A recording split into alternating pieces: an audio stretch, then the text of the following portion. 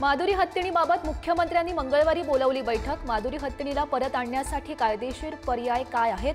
बैठकीमध्ये होणार चर्चा। अलमट्टी धरणाच्या उंचीबाबत आज दिल्लीमध्ये बैठक। सर्वपक्षीय 12 आमदार खासदार राहणार बैठकीला उपस्थित। केंद्रीय मंत्री CR पाटील यांच्यासोबत बैठक होणार। शेतकरी कर्जमाफीचं दिलेलं आश्वासन आम्ही पूर्ण करणार। 5 वर्षात 2 वेळा कर्जमाफी करावी लागत असेल तर शेतकरी अडचणीमध्ये आहेत, मुख्यमंत्र्यांचं वक्तव्य। शिवसेनेचा बाप मीच, भाजपा आमदार परिणय फुके यांचं वादग्रस्त वक्तव्य। फुकेंनी माफी मागावी अन्यथा शिवसेना शैलीत उत्तर देऊ, शिंदेंच्या शिवसेनेचा पत्रकार परिषदेत इशारा।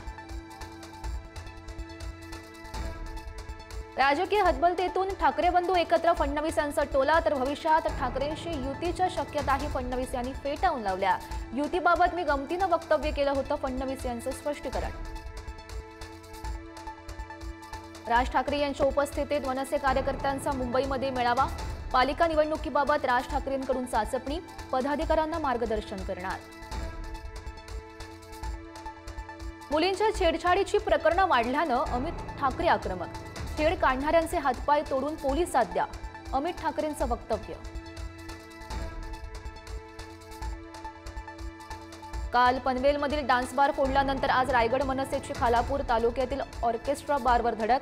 बार बंद करण्यासाठी मनसेची तंबी। राज ठाकरेंच्या डान्स बारच्या वक्तव्यानंतर कार्यकर्ते आक्रमक।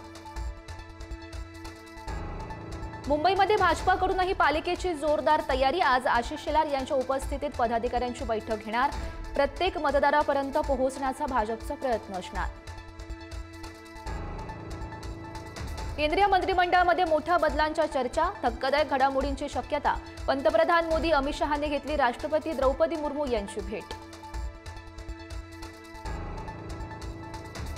संसदीय अधिवेशनाच्या तिसऱ्या आठवड्याचा आज पहिला दिवस। बिहार मतदार तपासणी मोहीम, अमेरिकेनं भारतावर लादलेले टॅरिफ, तेल व्यापार हे मुद्दे गाजण्याची शक्यता।